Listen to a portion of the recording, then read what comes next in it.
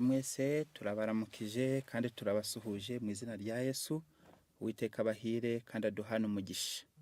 N'ibyishimo yuko twongeye kubonana tukagera muri uyu mwanya nanone wo kongera kwiga ibyanditswe byera nk'uko nanone tumaze kubyiga. Twisabire, dusabire na mwisabire natwe mudusabire kugira ngo iby'Imana yatugeneye bibashe kutugeraho nta nkomyi za Satani zitugezeho. Amazina yanjye ni IRANKUNDA Jacques, ndi umugorozi wemera ubutumwa bwiza bw'ivugura n'ubugorozi, nibwo tubwiriza. Yego mubane natwe, reka dusenge ubundi tujye mbere mu cyigisho gikurikiraho. Urakarama Data wera, turagushimye kandi turaguhimbaza, izina ryawe nihabwe icyubahiro. Wakomeje kutubana, utugaburira amagambo y'ubugingo, na n'ubu urakomeje. Turakwiragije kugira ngo ubane natwe, ijambo ryawe kuko ari imbuto ibibwa mu butaka. Tegura imitima yacu kugira ngo uhinduke ubutaka bwiza bubibwa mu imbuto ariyo jambo ryawe, kugira ngo nitubasha guhindurwa naryo dushime izina ryawe. Uhire abumva bose mu izina rya Yesu, amen. Twari tumaze kwiga, tugiye gusubukura twiga. Nta nubwo turaba nituramara kwiga ntabwo turaba turangije kwiga, ahubwo tuzajya dukomeza twige kugeza igihe tuzagera ku kigero cy'igihagararo cya Kristo. Kuko cyatumye Imana yandikisha ibyanditswe byera, kuko ari kugira ngo Imana yabonye umuntu adatunganye adashyitse, Imana imutegura ibyanditswe byera igamije ngo byigishe umuntu, bimuhanire gukiranuka, bimwemeza ibyaha bye, kugira ngo umuntu w'Imana abashyitse azamuke akure mu by'umwuka, yuzuze ibimukwiye byose, agere ku rwego rwo gushobora gukora ibyiza byose Imana imushakaho. Kuko tutari twatungana rero, niyo mpamvu tuzahora twiga ibyanditswe byera. Iyo dusomye mu gitabo cyitwa Inama Ziyiga Itorero, mu cyigisho cya 13 cyitwa ngo The Bible, turasomamo ngo mu byanditswe byera ngo hahishemo ngo ibirombe cyangwa se ibinombe, ngo by'ukuri bihishwe mu byanditswe byera, ngo ariko bikaba bihishwe amaso y'abacukura, y'abashaka ariko bashaka by'amajyejuru. Ni amagambo avuze ngo in the scriptures thousands of gems of truth rise hidden from the surface seeker. Mu byanditswe byera hahishemo ibirombe by'ukuri, ariko bikaba bihishwe amaso y'abashaka by'amajyejuru. Haravuze ngo the mine of truth is never exhausted. Ngo ibyo birombe bicukurwamo ukuri, ibuye ry'agaciro ryitwa ukuri, ngo ntago bijya bikama. The more you search the scriptures with the humble hearts, the greater will be your interest. Nguko urushaho gucukura mu byanditswe byera, ngo ariko ufite umutima uciye bugufi, wicishije bugufi, ni kurushaho kugenda urushaho kuryoherwa no kumva uri kubikunda. And the more you will feel like exclaiming Paul, ngo ni nkako uzumva ubaye nk'uko Paulo yumvishije ameze ubwo yavugaga ati mu Baroma igice cya 13 cya 11 umurongo wa 33, aho muzahasome. Tuzaba nka Paulo nk'uko yakundaga kwiga ibyanditswe byera. Uko yarushaga gusoma ijambo ry'Imana, niko yarushagaho kurikunda no kurikumbura. Natwe nuko tuzajya dukomeza kuryiga, tukomeze turyige, ntituzarambirwa kugeza igihe Yesu azagarukira. Nuko ubwo rero ni muri urwo rwego tugiye gukomeza.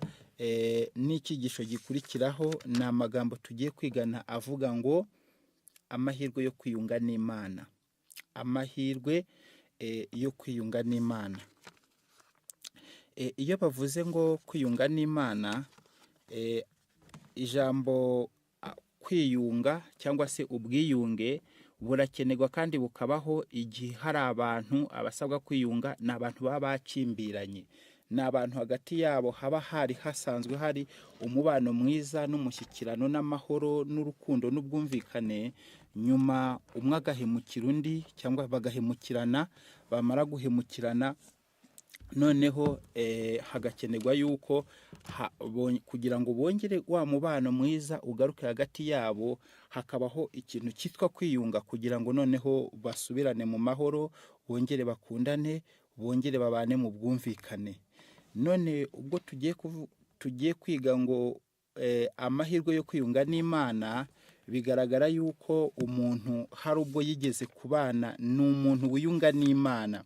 Bigaragara yuko hari igihe umuntu yigeze kubaho afitanye neza umushyikirano n'Imana, bigeze aho barashwana, noneho hakenerwa indi ntambwe yo kugira ngo bongere biyunge, abahoze ari umwe nyuma bagatandukana, nyuma bongere kuba umwe. Byagenze gute? Iyo dusoma mu gitabo cy'Itangiriro igice cya mbere umurongo wa 26, tujya dusoma ngo Imana yaravuze ngo tureme umuntu ase natwe agira ishusho yacu batware amafi yo mu nyanja, ngo Imana irema umugabo n'umugore bameze nk'Imana, basa n'Imana, mbese nta kibazo bafitanye n'Imana. Ngo bukeye umuntu acumura ku Mana, amaze gucumura ku Mana, mbese nyuma umuntu aza gushwana n'Imana, ariko ari umuntu wiyenjeje. Reka tubivuge muri ubu buryo. Imana yaremye umuntu, ishyira umuntu mu ngobyi ya Edeni, irangije iramwereka, iramubwira iti weho muntu Adamu nawe Eva mbashyize mu ngobyi ya Edeni, ariko ibyo kurya muzajya murya ni ibi biti byose ndabibahaye. Ibiti byose byo muri iyi ngobyi mwemereye kubirya uko mushaka, ariko iki giti kimwe gusa kiri aha ngaha ni igiti Bibiliya yita ngo ni igiti cy'ubwenge bumenyekanisha icyiza n'ikibi, ngo iki giti cyo ntimwemere kukirya, ngo ku munsi mwakiriyeho ngo no gupfa muzapfa. Mu murima wa Edeni hari harimo ibiti by'ubwoko butatu. Hari harimo imbuto, ibiti byera imbuto z'ubwoko butatu. Sinzi nimba umenya ntari kubivuga neza. Byari ibiti biri muri categories eshatu. Hari hariho ibiti bya bindi bari bemerewe kurya, ibiti bisanzwe. Ibyo biti bari bemerewe kubirya. Nanone mu murima wa Edeni hari harimo igiti cy'ubwenge bumenyekanisha icyiza n'ikibi. Icyo giti cyo bari barakibujijwe, babuzwa kukirya.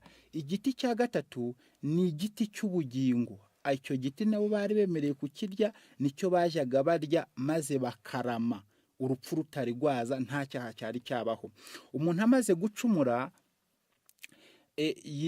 Imana imurinda igiti cy'ubugingo. Imana ngo izana protection, irakirindisha kugira ngo umuntu atazongera kukijyaho akarama kandi ari kuramira mu byaha. Narwo iyo tubisesenguye neza, ibyanditswe bigira bikabisesengura, dusanga ari urukundo Imana yari ifitiye mwene muntu kugira ngo umuntu atarama ariko ari kuramira mu byaha. Noneho umuntu arengaho arya cya giti cy'ubwenge bumenyekanisha icyiza n'ikibi, cya giti cy'Imana Imana yaramubujije, abe ashwanye n'Imana, abe umubano yari afitanye n'Imana ubukomwe mu nkokora. Kugira ngo twumve neza iki kintu n'uwakimbiranye cyangwa se icyakomye mu nkokora umubano Imana yari ifitanye n'umuntu, ni nk'uko watanga urugero ukavuga uti Imana yari umworozi, kumwe aborozi babifitiye amatungo, ariko te n'abafite wenda n'ubwatsi n'imirima bahinzemo ubwatsi kugira ngo bajye bajya kwahira. Umuntu we afite imirima myinshi aho abasha kujya kwahira ubwatsi bwinshi ndetse mu mirimo itandukanye, ariko arengaho Imana yifite umurimo umwe ikuraho ubwatsi bwo kugaburira inka yayo. Reka dukoresha icyo kigereranyo. Umuntu hanyuma yajya kwahira atari uko ubwatsi abubuze, akarengaho akajya gukata bwa bwatsi bw'Imana, kandi Imana ifite bumwe gusa, hanyuma agakata bwa bwatsi bw'Imana, akaba ari bwo ajya guha amatungo ye, noneho asize ubwe. Mu murima wa Edeni hari harimo ibiti by'amoko menshi kandi byinshi umuntu yari yaremerewe kurya, ariko abuzwa kimwe gusa, aricyo cy'Imana. Noneho umuntu ariyenza, aragenda arya cya giti cy'Imana ahubwo icyo yabujijwe atari uko ibindi byashize, ahubwo aragenda afata kuri cya kindi yabujijwe abe yendereje Imana gutyo. Noneho guhera uwo munsi icyaha kinjiye, umuntu abe umushyikirano hagati y'Imana n'umuntu ubukomwe mu nkokora, habe habonetse amakimbirane, habe habonetse kutongera kumvikana.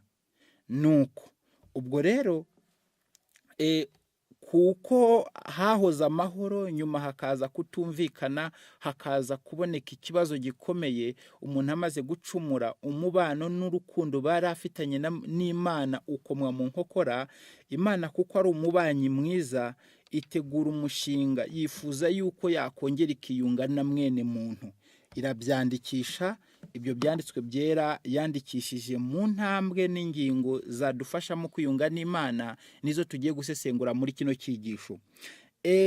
Abiyunga, abashwanye cyangwa se abadafitanye umubano mwiza, kugira ngo biyunge, kugira ngo amahoro yongere aboneke, bisaba kuba buri ruhande hari icyo rusabwa kugira ngo ubwiyunge bugerweho. Ndabisubiramo, abashwanye, abakeneye kugira ngo bongere haboneka amahoro hagati yabo, buri ruhande haba hari icyo rusabwa gukora, haba hari intambwe nziza rusabwa gutera kugira ngo icyari ahahoze amahoro yongera agaruke, ariko impande zombi zabigizemo uruhare. Ni nako byagenze hagati y'Imana n'umuntu. Hari uruhare rw'Imana mu kwiyunga natwe, ariko tena hari uruhare rwa mwene muntu mu kwiyunga n'Imana.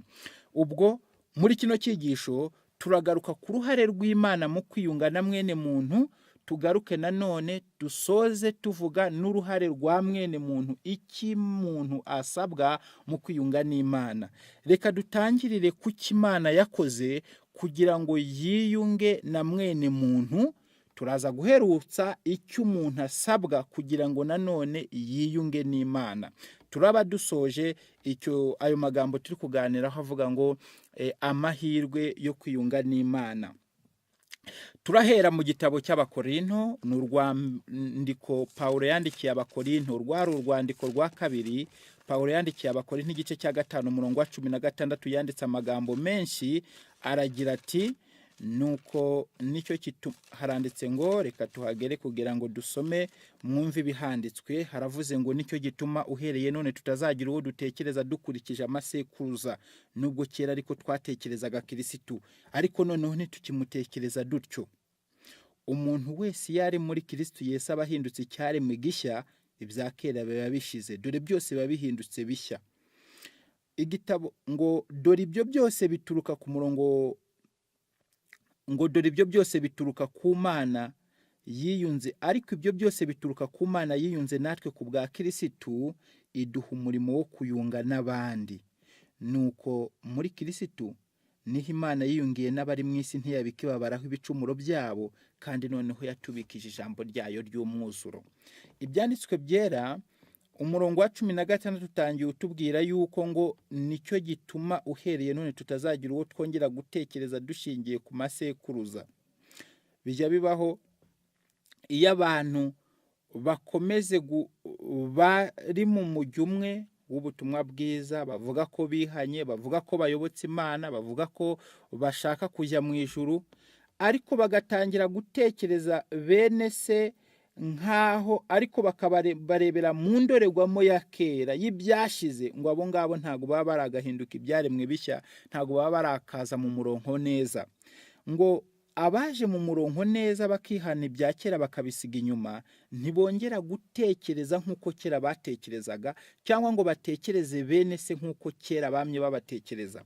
Ahubwo bigenda gute? Barahinduka, ibya kera babisiga inyuma, noneho bagasingira ibishyashya, bagafata bene se nka bene se, ntibongere kuzana ibya kera byo mu byaha ngo babigereke kuri bene se kandi barihanye. N'icyo umurongo uri kutwigisha ngo umuntu wese yari muri Kristo yabahindutse icyaremwe gishya, ibya kera biba bishize. Uje muri Kristo Yesu akwiye guhinduka icyaremwe gishya, agahindurwa nawe, hanyuma ibya kera akabisiga inyuma. Ngo ariko ibyo byose bituruka ku Mana yiyunze natwe ku bwa Kristo, irangije duha umurimo natwe wo kuyunga n'abandi. Yesu hari ikintu yakoze, Imana hari ikintu yakoze kugira ngo yiyunge natwe.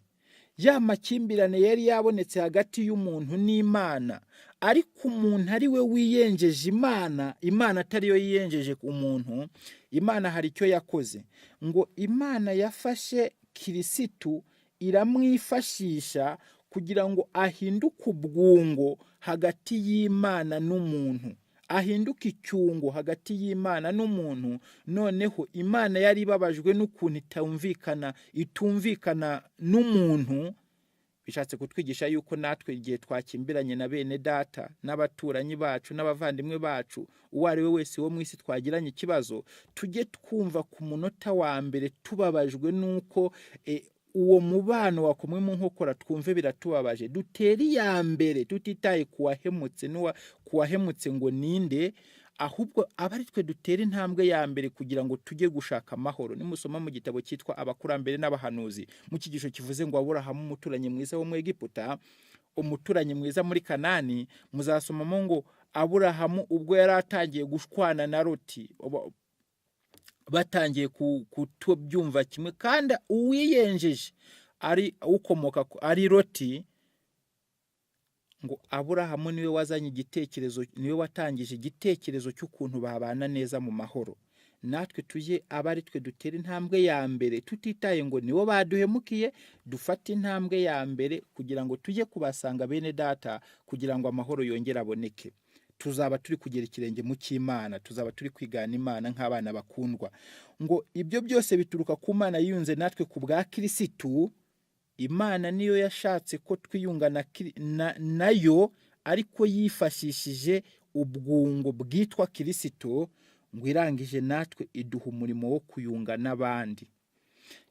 Ngo abunzwe na Kirisitu, abunzwe n'Imana hifashishijwe Kirisitu, abo bamaze kwiyunga n'Imana nabo baba bahawe inshingano, misiyo, ubutumwa, ikivi. Icyo basabwa kuzuza nabo ni ugufata abandi bantu batariyunga n'Imana, nabo bayunge n'Imana, bayunge n'Imana nk'uko Imana yiyunze natwe ku bwa Kirisitu.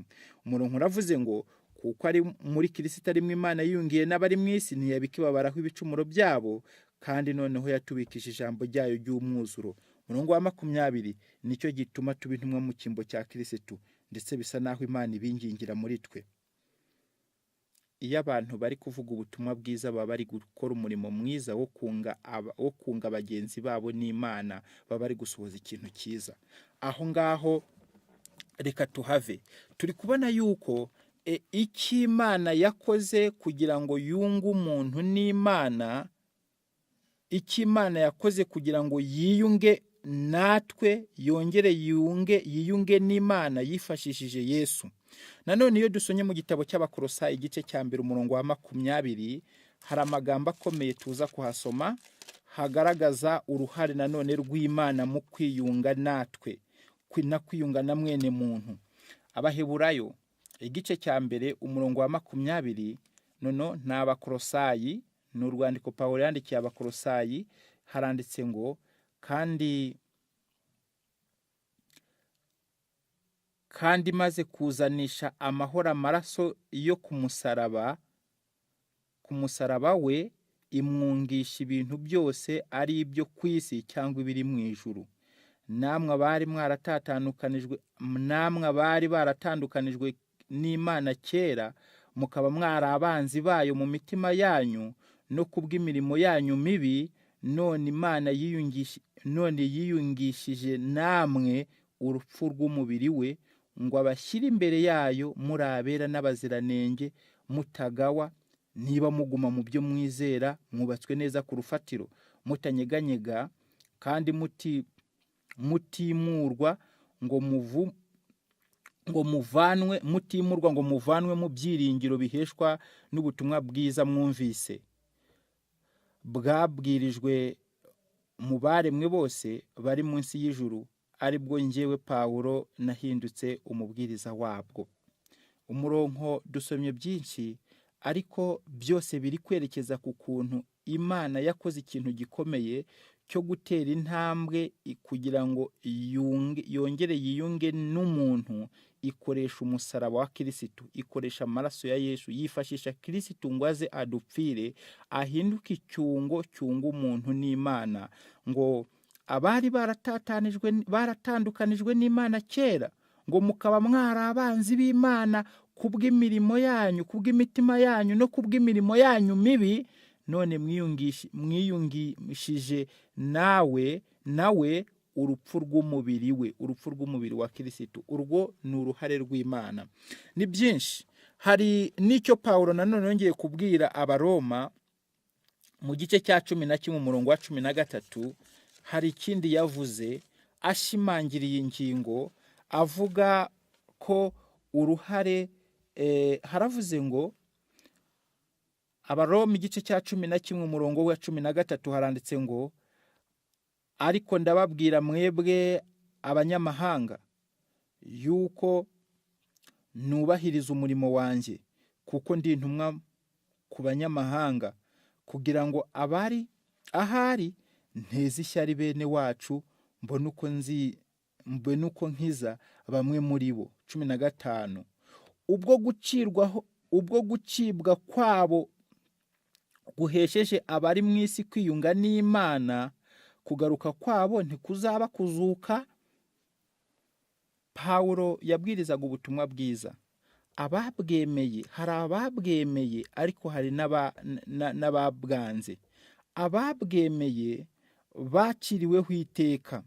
Iyo wanze ubutumwa bwiza, ubwo butumwa bwiza buguciraho iteka, kuko ibyanditswe byera bitubwira yuko ubutumwa bwiza ari impumuro y'urupfu kubarimbuka, izana urupfu kubarimbuka, kandi ikaba impumuro y'ubugingo kubakira. Iyo ubwemeye ugira amahirwe yuko kuko ubutumwa bwiza bukiza, buragukiza. Nanone iyo ubwanze ugira ibyago yuko ubwo iryo jambo wumvise rikurimbuza.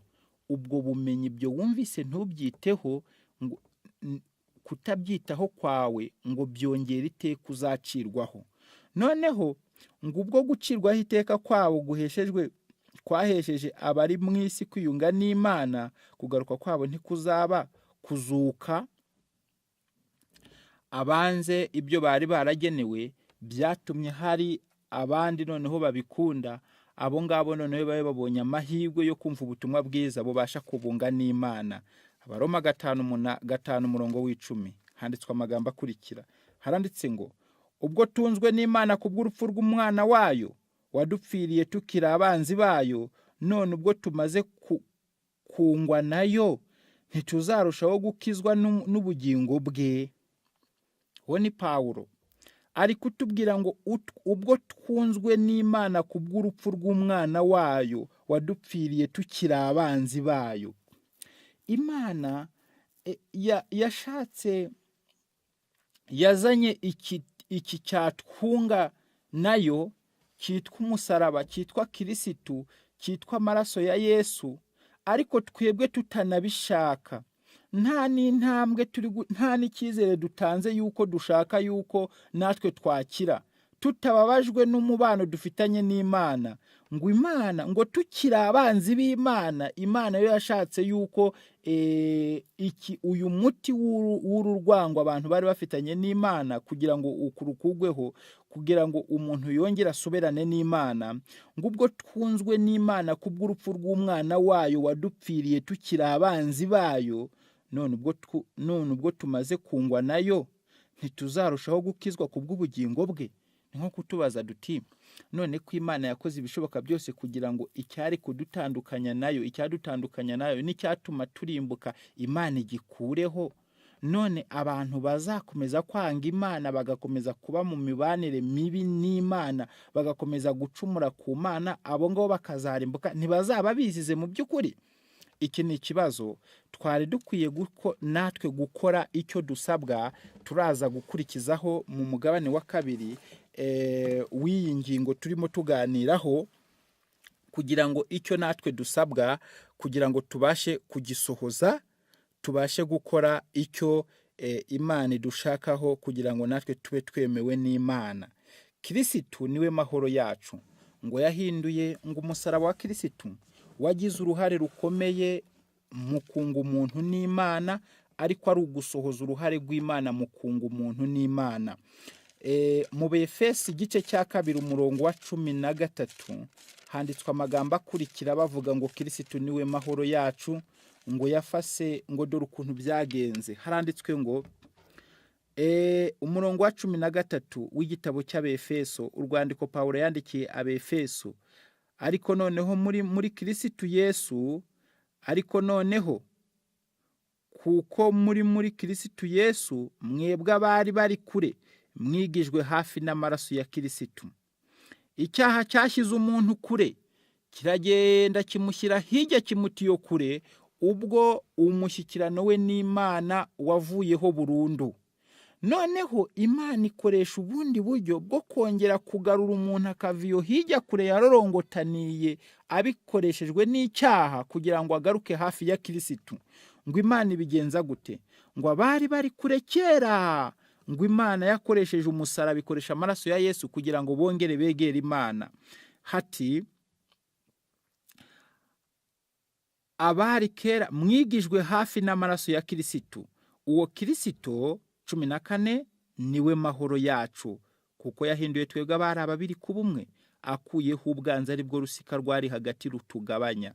Yabigenje ati amaze gukuzaho amategeko y'iby'imihango umubiri we, kugira ngo abari ababiri abarememo umuntu umwe mushya muri we, ngo azane amahoro atyo, kandi ngo bombi abagira umuntu umwe, abungishe n'Imana umusaraba awicishije bwa bwanzi. Umusaraba wagize uruhare rukomeye cyane mu kunga umuntu n'Imana.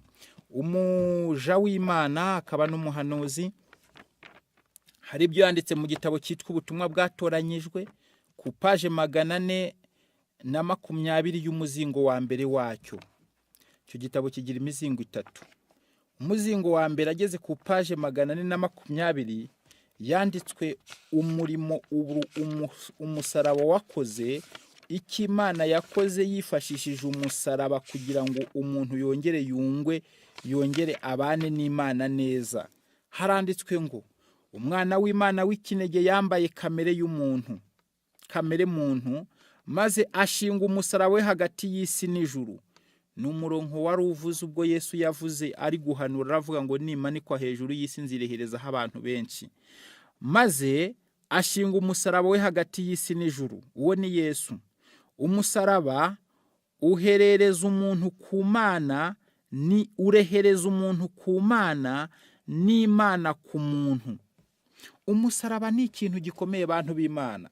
Umusaraba ngo ujya icyo wakoze, ngo uje ukurura Imana ikayizana hafi y'umuntu, nanone igakurura umuntu ikamwegeza hafi y'Imana. Bikagenda gute? Byagenze gute? Gukiranuka kwaramanutse kuva ku rwego rwo hejuru, kwariho ingabo zo hejuru z'ijuru. Ingabo zo hejuru z'ijuru zegera umusaraba kandi zunama n'icyubahiro, kuko ku musaraba ubutabera bwahaboneye ibyishimo. Umusaraba wakuye umunyabyaha mu gikombe cy'ibyaha. Umusaraba wakuye umunyabyaha mu gikombe cy'icyaha, mu mbaraga zishyize hamwe z'ikibi. Biki gihe cyose yegereye umusaraba, umutima we urakanguka, ukavugana ijwi ryihana ngo ibyaha byanjye nibyo byabambishije umwana w'Imana.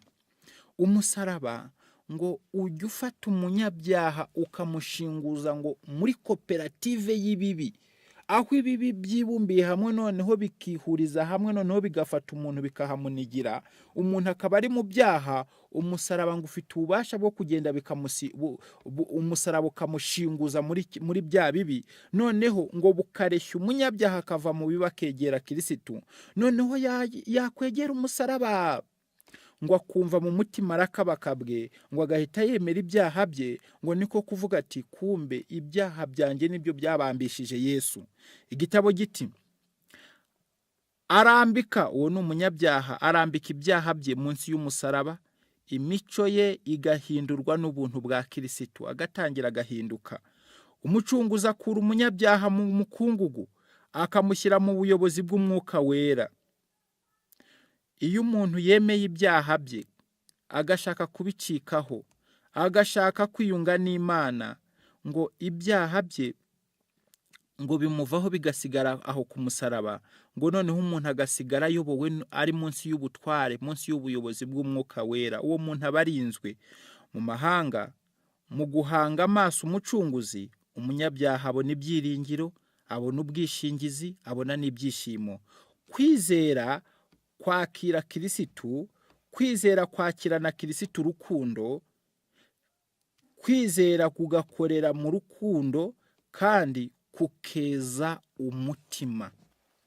Iyo bigenze gutya, uwo muntu aba ari gutera intambwe neza. Iyo umusaraba uri kureshya umuntu akemera akareshyeka, ngo abaza heza, agira kwizera, akagira ubwishingizi, akaba arinzwe, ngo kandi umutima we w'ubunyacyaha ukezwa ugatungana, umuntu agahinduka umukiranutsi ku bwa Kirisitu. Ngurwo uruhare rw'Imana mu kwiyunga na mwene muntu. Reka tujye ku mugabane wa kabiri w'icyo Imana yakoze kugira ngo yiyunge, w'icyo Imana yakoze kugira ngo Imana ibashe kwiyunga. Tugiye ku cyo umuntu asabwa gukora nawe kugira ngo abe yiyunze n'Imana. Uruhare rw'Imana mu kwiyunga natwe turarubonye, ni umusaraba, ni Yesu, ni ugutanga umwana wayo w'ikinege.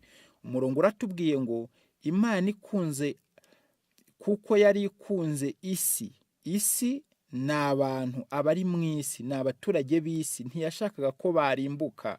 Byatumye Imana yigomwa umwana wayo w'ikinege, ngo kugira ngo uwo mwana aze amanikwe hejuru y'isi, ni ahantu aho buri muntu wese abasha kumubona, ngo uzararanganya amaso akazamuka akamutumbira, ibyitwa ngo muzararame. Umuntu akararama akareba uwo Yesu Kirisitu ariko afite kwizera, ngo ntazarimbuke ahubwo azabona ubugingo buhoraho.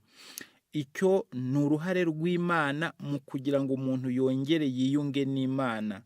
Ariko kuko Imana idafata umuntu ku ngufu, ahubwo Imana igenera umuntu uruhare. Hari ikigenera umuntu, irekera umuntu uburenganzira, umudendezo wo kugira ngo nawe mu gakiza ke abe yabigizemo uruhare. Niyo mpamvu Imana yandikishije n'icyo umuntu asabwa kugira ngo nawe abe yiyunze n'Imana. Icyo Imana yasabwaga kugira ngo yiyunge natwe yaragikoze, ni ugutanga umwana wayo w'ikinege kugira ngo azadupfire. Abazamwizera nabo bazatanga icyo Imana ibasaba kugira ngo babe biyunzwe nayo. Icyo kintu ni ikihe? Turagisoma mu gitabo cy'Intambara Ikomeye, paje 333. Uruhare rw'umuntu mu kwiyunga n'Imana niho tugeze. 335, igitabo cyitwa Intambara Ikomeye cy'Ikinyarwanda, handitswe amagambo akurikira. Haravuze ngo intambwe ya mbere mu kwiyunga n'Imana, ubwo ni intambwe umuntu atera kugira ngo yiyunge n'Imana, ni ukwemera ibyaha, ni ukwemera icyaha. Uyu murongo urumvikana mu gitabo cyitwa Kugana Yesu, igice cya paje ya 28, haranditswe ngo Imana ntidusaba amananiza. Icyo Imana isaba umuntu ngo ni ibintu byoroshye, ngo biraboneye, ngo kandi birakwiriye. Imana itanze umwana wayo w'ikinege, arapfa nyagupfa, apfa urupfu rw'agashinyaguro, urupfu rubabaje cyane ku musaraba, kugira ngo tutazarimbuka tuzabona ubugingo buhoraho. Irangije irabwiye umuntu ati, wowe dore icyo usabwa kugira ngo tube twiyunze, ni ukwemera ibyaha byawe gusa. Mwe murumva icyo Imana iri gusaba umuntu ukiruhije ugereranije n'icyo yatanze? Oya, ngo intambwe ya mbere umuntu atera kugira ngo yiyunge n'Imana ni ukwemera icyaha. Abantu ni abanyabyaha, yaba batabizi yaba babizi. Umuntu wese aba ari umunyabyaha, ndetse hari n'ibyo n'umutimanama we umushinja, umurega. Umuntu wese abazi icyaha cye. Ibyo byaha byawe Imana ishaka yuko ubyemera. Imana ishaka ko mbyemera, bityo ukaba uteye intambwe ya mbere y'ibanze nziza yo kugira ngo wiyunge n'Imana. Igitabo kiravuze ngo icyaha ni ukwica amategeko. kuko amategeko ari amenyekanisha icyaha. Kugira ngo amenye icyaha cye, umunyabyaha agomba kugenzura ubutungane bwe ku rugero ruhanitse rw'ubutungane bw'Imana. Amategeko y'Imana ni indorerwamo yerekana ubutungane n'imico, kandi ikabashisha umuntu gusobanukirwa n'intege nke agira. Amategeko y'Imana ngo ni igikoresho gikomeye cyane. Nimusoma mu rwa mbere mu rwandiko Pawulo yandikiye Abaroma mu gice cya 7 muzasoma uruhare n'umumaro w'amategeko mu gakiza ka mwene muntu. Ni nk'indorerwamo. Iyo ndorerwamo ni indorerwamo uramutse wariye nk'ibiryo bifata mu menyo. Ndatanga urugero, abantu benshi bakunda isombe yigeze mu kanwa, ariko iyo bari kuyirebamo mu ndorerwamo bari kureba uko amenyo asa bamaze kurya isombe, bumva bitari sawa nk'uko byari bimeze biryoshye. Ni nkako n'amategeko ameze. Amategeko ni indorerwamo umuntu abasha kwireberamo, yamara kwirebera mu iyo ndorerwamo agahita yibonaho ibidatunganye ku mubiri we, mu maso he, mu menyo he, hanyuma agahita ajya kubisukura, agahita ajya kubitunganya. Umuntu aramutse yirengagije ya ndorerwamo, yakomezanya imyanda mu maso, yakomeza kugira ibidatunganye ku mubiri we, ariko aho atari kubasha kubona kuko indorerwamo yayirengagije. Nako kugwanya amategeko bivuze. Ubu uri kugira ngo uzakomeze wandure, uhindane, ariko utabyiyiziho. Amategeko amenyekanisha icyaha, niyo yereka umuntu icyaha. Byanditse mu gitabo cya Bibiliya mu rwandiko rwa mbere rwa Yohana igice cya 3 umurongo wa 4 haranditse ngo umuntu wese ukora icyaha abagomye, kuko icyaha ari ukwica. Kuko icyaha, haravuze ngo umuntu wese ukoze icyaha abagomye, kuko icyaha ari bwo bugome.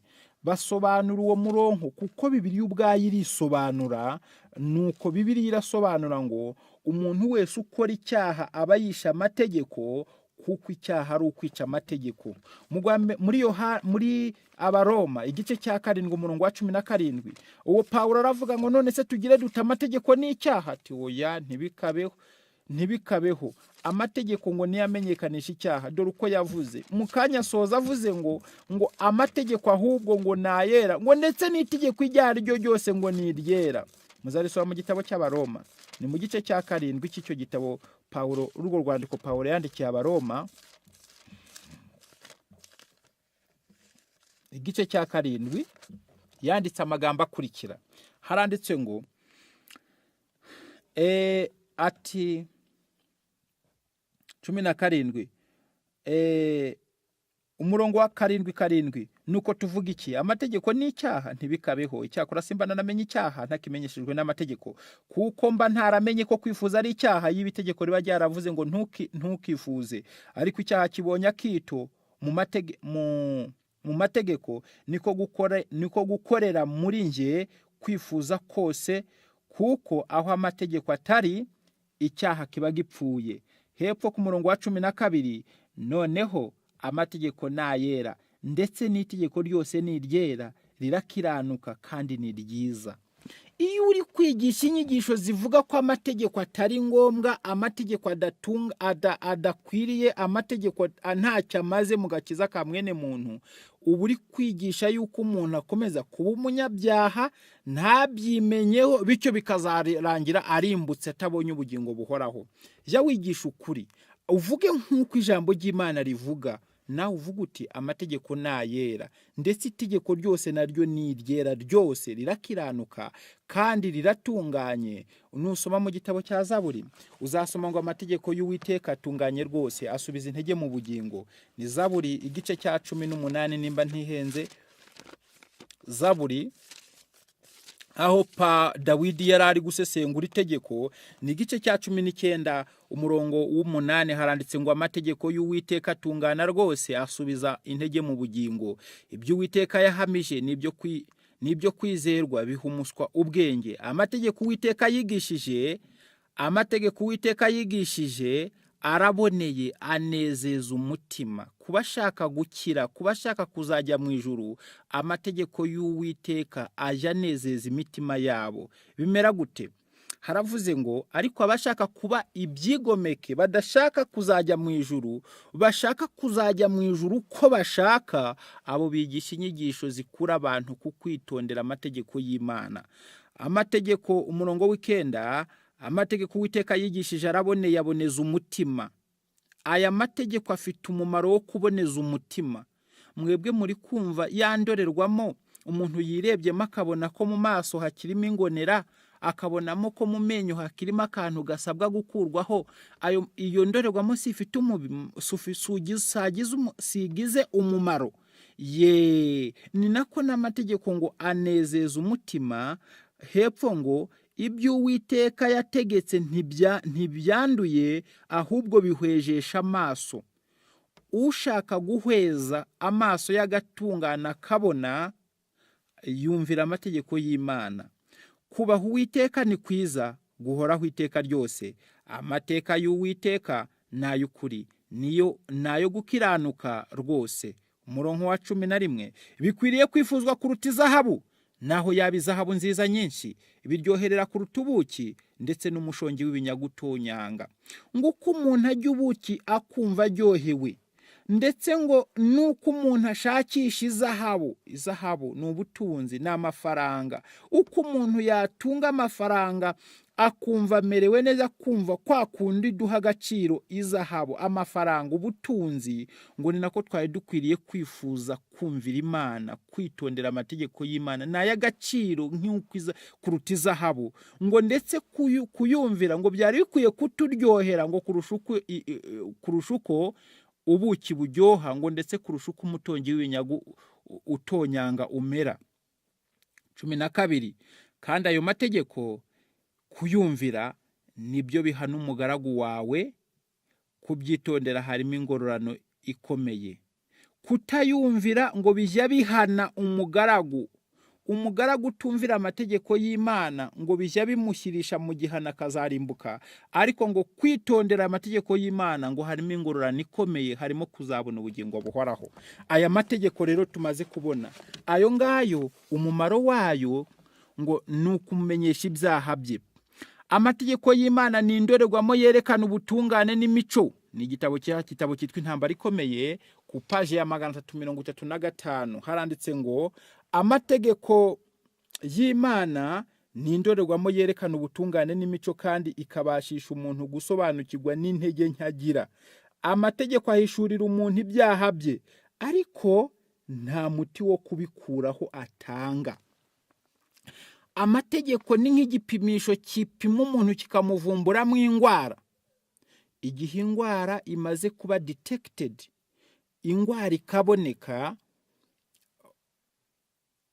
umuntu ahita yoherezwa kwa muganga uvura iyo ndwara, kuko iyo ndwara yamaze kugaragara kuboneka. Ni nako n'amategeko akora. None mu buvuzi ibipimo ntari ngombwa, ni ngombwa cyane. Niyo mpamvu umuntu urwanya ibipimo aba ashaka kudakira. Haravuze ngo amategeko yerekana niyavumbura icyo giti iyo ndwara yitwa icyaha, noneho akahita yerekana agatungira agatoki. Iyo ntagikuraho, ntatunga, ntagatanga ubutungane, ntabwo akiza iyo ndwara, ahubwo yerekana uwo muganga wayivura. Haravuze ngo mu gihe amategeko asezeranira ubugingo uyumvira, anavuga ko umugabane w'utayumvira ari urupfu. Ubutumwa bwiza bwa Kristo bwonyine nibwo bushobora gukiza umuntu gucirwaho iteka cyangwa kwanduzwa n'icyaha. Agomba kwihana ku Mana yiciye amategeko. Y'umuntu yihana ku Mana, hanyuma yamara kwihana ku Mana akizera Kristo, we gitambo kimweza. Bityo rero umunyabyaha ababarirwa ibyaha byose yakoze mu bihe byashize, maze agahinduka umuragwa wa kamere y'Imana. Kuva icyo gihe ahinduka umwana w'Imana, kuko yakiriye umwuka uhindura umwana w'Imana, kuko yakiriye umwuka umuhindura umwana w'Imana, umutakisha uwo mwuka ukamutakisha agira ati aba data. ati ni nko gutakamba ati data nkiza ndaje, Mana mfasha ngoboka, ntonshaka kurimbuka. Intambwe twari turi gusoma amagambo avuze yuko intambwe ya mbere umuntu atera kugira ngo yiyunge n'Imana, iyo ntambwe ngo ni ukwemera ibyaha bye. Ariko ikibabaje, mwene muntu, kamere ya mwene muntu ntago ijya ikunda kwemera icyaha. Imana, hari umugani wa Kinyarwanda uvuga yuko ngo aho inyundo ikubise kabiri nuko haba hari ubupfu. Muri Yeremiya igice cya 3 umurongo wa 13, Imana yabyandikishije uhereye kera, ivuga yuko ngo ikintu kimwe ishaka kuri mwene muntu, ngo ni ikintu kimwe gusa, ngo ntabwo ari bibiri, ntabwo ari bitatu. Ubwo Imana yishaka ngo icyo ngo ushakaho, ngo tuhasome tuhageze, haravuze ngo igice cya 3 umurongo wa 13 haravuze ngo icyo nshaka kimwe gusa, icyo nshaka kimwe nuko wemera ibyaha byawe, ibyo wacumuye ku Uwiteka Imana yawe. Ngo icyo nshaka kimwe gusa nuko we munyabyaha wemera ibyaha byawe, ngewe kiraba kivivutse. Ubwo iyi Imana igusaba ngo ibyo nshaka kuri we ni ibintu ibihumbi 10.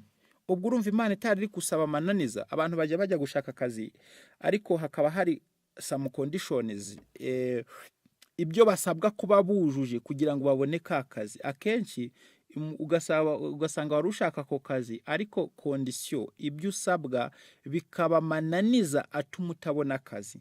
None Imana ishaka yuko ukira, iravuze ngo icyo ngushakaho kimwe gusa nuko wemera icyaha cyawe. Murumva ko Imana itadusabye amananiza, igusabye icyo washobora, nuko weho wemera ibyaha byawe. Iyo dusomye mu gitabo cya Zekariya, mu gitabo cya Zekariya igice cya 3, harimo umugabo wemeye ibyaha bye. Amaze kubyemera ibyaha bye, bituma Imana imubabarira. No muri Zaburi igice cya 32 umurongo wa 5 haravuze ngo nakwemera ibyaha byanjye, sinatwikiriye gukiranuka kwanjye, naravuze nti ndaturira Uwiteka ibicumuro byanjye, nawe ankuraho urubanza rw'ibyaha byanjye. Wemereye, Dawidi yarazi tekinike z'Imana ishaka uko wakira. Yaramaze kuvumbura iryo jambo, yaravuze ati yamaze gucumura, abona azi neza yuko Imana ishaka umuntu, ikunda umunyabyaha ariko ikanga ibyaha. Iravuga uti kugira ngo nongere nshyikirane n'Imana, twongere dusoberane nk'uko kera twahoze dukundana turi inshuti ntacyo dupfa, nuko nemerera ibyaha byanjye Imana, ibyaha byanjye simbitwikire.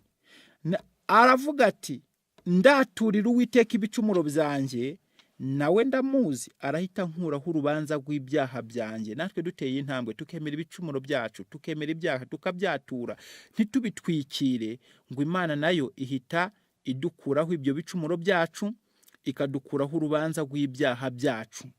Nuko muri Zekariya, igitabo cyitwa Zekariya, ni umuhanuzi witwa ko umuhanuzi Zekariya atandukanye na Zakariya. Zakariya ni wa wundi se wa Yohana umubatiza, naho Zekariya ni umuhanuzi. Abantu bajya babyitiranya. Mu gitabo cy'umuhanuzi Zekariya mu gice cya 3 turahasanga iyerekwa ry'umuhanuzi. Igice cya 3 haranditse ngo Yosuwa umutambyi mukuru akizwa ibyaha bye. Haranditswe ngo maze anyereka Yosuwa umutambyi mukuru ahagaze imbere ya marayika w'Uwiteka, na Satani amuhagaze iburyo bwe kugira ngo amurege. Uwiteka abwira Satani ati, Uwiteka aguhane yewe Satani we, niko ku Uwiteka watoranyijwe i Yerusalemu aguhane, mbese uwo si umushimukuwe mu muriro. 3 kandi Yosuwa yari yambaye imyenda y'ibizinga ahagaze imbere ya marayika, maze marayika abwira abari bamuri imbere ati, nimumwambare iyo myenda y'ibizinga maze mumwambike. Maze abwira Yosuwa ati, yewe Yosuwa, ngukuyeho gukiranirwa kwawe kandi ndakwambika imyambaro myiza cyane.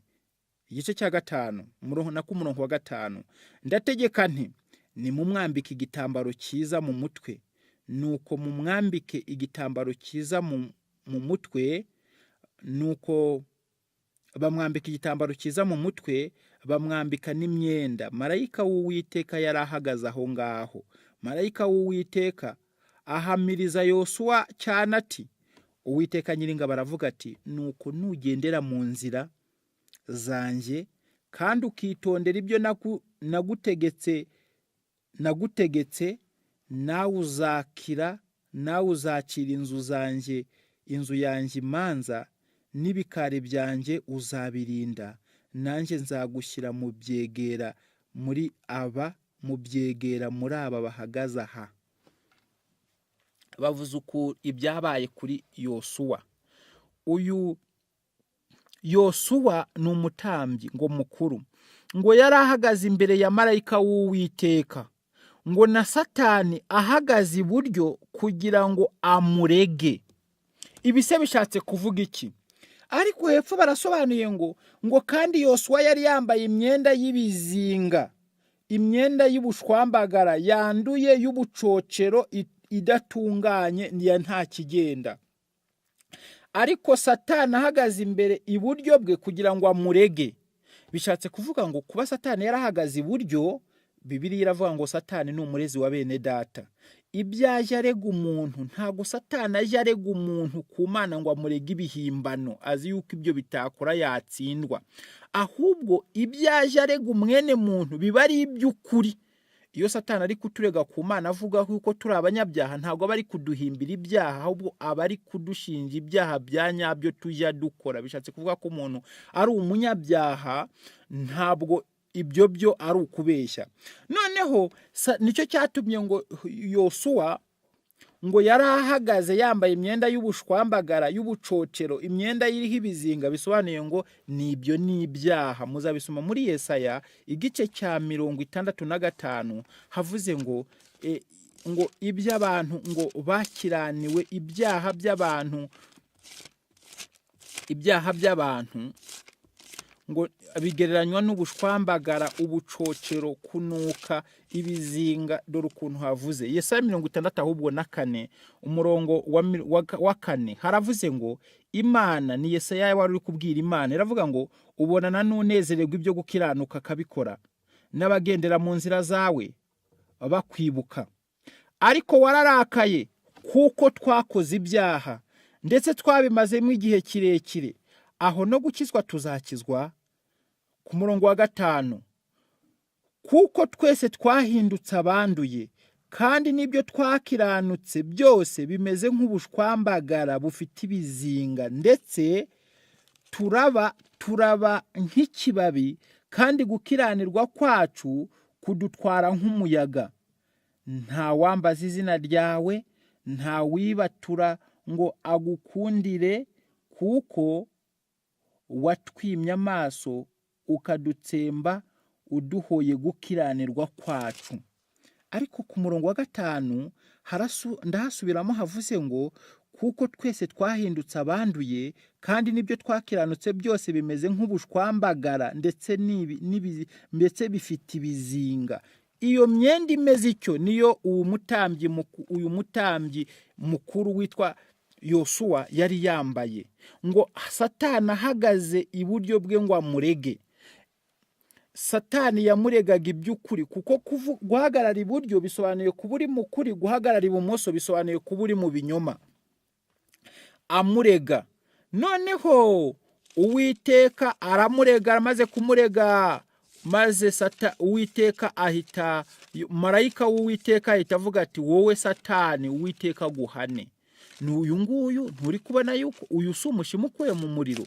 Niho kuvuga ati uyu nturi kubona yuko ni umunyabyaha? Wumvishije akugisha impaka, mubonye ari kwitsindishiriza, ubonye atemera ibyaha bye, guceceka, guhagarara agaceceka, Yosuwa ntagira icyo avuga, bigaragaza ko yari atsinzwe, yari kwemera ibyaha bye, atari gutera umugeri.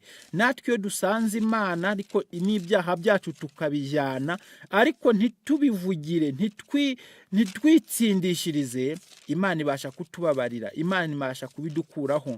Nicyo cyatumye Imana itegeka ati uyu ni umushimu ukuwe mu muriro, none umushimu ukuwe mu muriro, none uyu ni mumwambike imyenda yera, mumwambike igitambaro cyera ku mutwe, mbese mumwambike gukiranuka kwa Yesu. Noneho ariko hepfo hari umurongo uvuze ngo ahabwa kondisiyo, nibyitwa gutsindishirizwa n'umuntu bwo kwizera. Amaze gutsindishirizwa, amaze kwemera gutsindwa, Imana yamuhaye kondisiyo, yamubazeho gukiranuka adafite. Imana imutiza gukiranuka kwa Yesu irakumugabira, ariko imuha kondisiyo, iramubwira ati rero weho, ku murongo wa 7, nugendera mu nzira zanjye kandi ukitondera ibyo nagutegetse, nawe uzacira ab'inzu zanjye imanza, n'ibikari byanjye uzabirinda, nanjye nzagushyira mu byegera byanjye muri aba bahagaze ahangaha. Iyo umuntu atsindishirizwe, asabwa kurinda uko gutsindishirizwa, izo mbabazi agiriwe, ubwo buntu agiriwe, iyo myenda myiza yera aba akwiye kuyirinda, akayirinda binyuze mu gukomeza gukora ibyo gukiranuka no kwitondera amategeko y'Imana. Nibwo noneho bya bindi biba bizamugirira umumaro, finally akazabona ubugingo buhoraho ntarimbuke. Nguko icyo Imana ishaka ku muntu, nicyo kintu cyitwa kwemera ibyaha byacu. Nubwo bimeze bityo, icyo kikaba ari icy'ingenzi gikomeye. Umuntu ntabwo ajya yemera ibyaha bye, kandi ibyo tubisoroma tubivoma ku mukurambere wacu uwo dukomokaho twese witwa Adamu. Ubwo yari amaze gukora icyaha, amaze gucumura, yakoze icyaha gikomeye cyane, yanga kwemera ibyaha bye. Byagenze gute? Imana yaraje, bamaze kujya ku giti cyabuzanijwe, igiti cy'ubwenge bumenyekanisha icyiza n'ikibi, bamaze kukiryaho, Imana iramubwira ati, ngo bahita babona bambaye ubusa. Bamaze kubona bambaye ubusa, Imana ngo yumvise imirindi, Imana iraza ijya kureba mwene muntu, ngo bumvishe imirindi bariruka kuko bari bambaye ubusa. Imana irangije iramubaza ati Adamu, mbese uri hehe? Ko ntari kukubona aho wari usanzwe uri hehe? Iyo umuntu yacumuye yatandukanye n'Imana, ajya abaho atakagombye kuba ari, ajya aba mu itsinda, ajya asangwa aho atakagombye gusangwa kubw'ibyaha. Aravuga ati Imana, numvishe imirindi yawe ndiruka. Kuki wirutse? Nuko nambaye ubusa. Kuki wambaye ubusa? Aho niwariye kuri cya giti? Imana yari izi ko igituma umuntu yambara ubusa nukwica amategeko y'Imana, kurenga ku byo yamubujije. Igitabo kiravuze ngo yasubije ngo wa mugore wampaye niwe wanshukashutse ndazirya. Imana iramuhajiye ati kuki wambaye ubusa? Aho ntiwariye kuri cya giti? Mu yandi magambo, yari yariye cya giti, kandi ikibazo Imana yari imubajije yari ari kucyumva neza, ariko aho kucyemera ngo asubize ngo ye, igisubizo cyari cyoroshye, kwari gusubiza ngo ye Mana nakiriye umbabarire. Arangije we akwepa igisubizo, aravuga ati wa mugore wampaye niwe wanzaniye ndazirya. Ubwo icyaha yanze kucyemera, ahubwo agisunikiye ku mugore, tenagisunikeye no ku Mana. Kuko kuvuga ngo wa mugore wampaye niwe wazimpaye, wazizanye ndazirya, ubwo avuze yuko ikibazo atari we, ahubwo ikibazo ni uwo mugore, kandi uwo mugore Mana niwe wamumpaye. Kwari nko kubwira Imana ati Mana wampaye umugore wa pirate, umugore wa feke, umugore unzana ukanshuka ukanzanira imbuto zabuzanijwe zatumye nambara ubusa. Yari yigize umwere aho kwemera icyaha cye, kandi umurongo watubwiye ngo icyo nshaka kimwe gusa nuko wemera ibyaha cyawe. Noneho umurongo urakomeje uravuga ngo Imana ntiyajya impaka nawe, iragenda isanga umugore, iramubaza ati none wowe ibyo wakoze numvise ni ibiki? Eva nawe arasubiza ngo ya nzoka waremye niyo yanshukashutse. Icyaha nacyo irangije irabavuma, ibakatira urubanza. Ariko mu by'ukuri icyatumye uwo mwene muntu na ugingo nuba atajya yemera ibyaha bye, nuko tubikomora kuba kurambere ubwo umuntu atajya yemera amafuti ye. amagambo dusobanuza uwo murongo ni amagambo ari mu gitabo cy'Ibifuzo byose tugana aho dusoreza kugira ngo dusoze. Ni amagambo ari mu gitabo cy'Ibifuzo byose, ni amagambo avuga ko mwene muntu busanzwe bijya bigorana yuko ni igitabo cyitwa Desire of Ages, uwifuzwa ibihe byose ni Yesu Kristo. Amagambo avuga ngo ntago bijya bigorana yuko umuntu yemera ibyaha bye. Dore ukuntu bigenda. Ni igitabo cyitwa Uwifuzwa byose ku cyigisho cya 31 ku magambo ari ku page ya 300 haranditswe ngo we often sorrow because our evil deeds brings unpleasant consequences to our lives, to ourselves. Kenshi tujya tubabazwa n'ibyaha tukabyemera bitewe nuko ingaruka z'ibibi twakoze zamaze kutuzaho. Ingaruka z'ibibi z'amabi twakoze, ibyo twakoze bibi bituzaniye ingaruka zishaririye zitatunejeje zikatuzaho. Ibyo bikadutera kwemera ibyaha. Ndayasubiramo, tujya twemera ibyaha. Mwene muntu ntago byoroha kugira ngo yemere ibyaha, ahubwo ajya byemera iyo ibyo bibi yakoze bimuzaniye ingaruka mbi. Izo ngaruka mbi akaba arizo zimutera kubabara, ahubwo atababajwe n'icyaha cye, ababajwe n'ibyo byago n'ibyo bibazo biri kumuzaho. Biravuze ngo but this is not the repentance. Ariko bene uko si ukwihana kwa nyako, si ukwihana nyakuri. The real sorrow for sin is the result of the working of the Holy Spirit.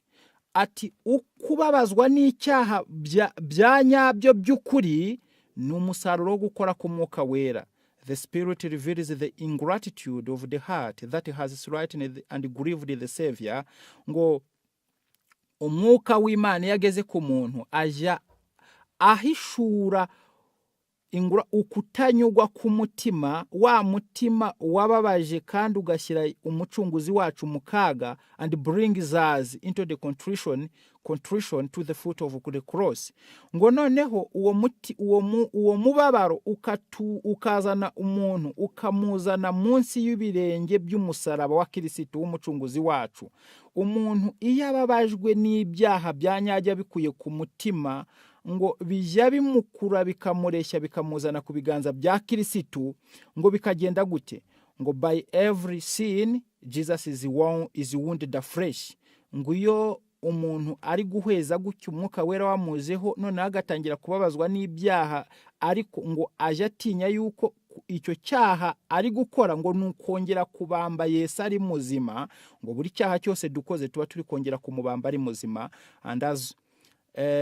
And as we look upon him whom we have pierced, ngo kandi ubwo twongera kumureba uwo twacumise, we mourn for the sin that have brought anguish upon him. Ngo duhita tubabazwa n'ibyo byaha turi gukora, ibyo byaha tujya dukora ari byo byamuteye agahinda no kubabara na wa mubabaro na gwa rupfu yapfuye ku musaraba bene karakageni. Igitabo kirakomeje ngo such mourning will lead to the renunciation of sin. Bene uko kubabazwa, uko kubabara ngo kujya gutera umuntu ngo kuzinukwa icyaha. Ngo kubabazwa n'ibyaha kwa nyako, ngo gutera umuntu kuzinukwa icyaha, ngo suko umuntu aba ari gutinya ingaruka z'ibyaha, ahubwo abari kure bati Yesu yarampfiriye apfuye gwa rupfu nta cyaha yakoze ari kuzira ibyaha byanjye. Ngo uwo musaraba ukamukabakaba, akumva kabakabwe mu mutima, akumva babajwe nuko gukora icyaha ari ukuhemukira Yesu. Ngo uko kureshywa gutyo ngo kujya kunga umuntu n'Imana. Noneho bantu b'Imana, twari dukwiye natwe gukora iki ngiki dusabwa n'Imana cyo kwiyunga n'Imana. Turi kwigana amagambo atubwira ngo amahirwe yo kwiyunga n'Imana. Tubonye yuko hari icyo Imana yakoze kugira ngo yiyunge natwe, yifashishije umusaraba, yifashisha Yesu. Yesu adupfira ku musaraba. Imana itanga Yesu umwana wayo w'ikine gikunda kugira ngo amanikwe hejuru y'isi, azadupfire. Uzamureba aho afite kwizera ntazarimbuke, ahubwo azahabwa ubugingo buhoraho. Noneho natwe hari icyo dusabwa kugira ngo twiyunge n'Imana, ngo ni ukwemera ibyaha byacu.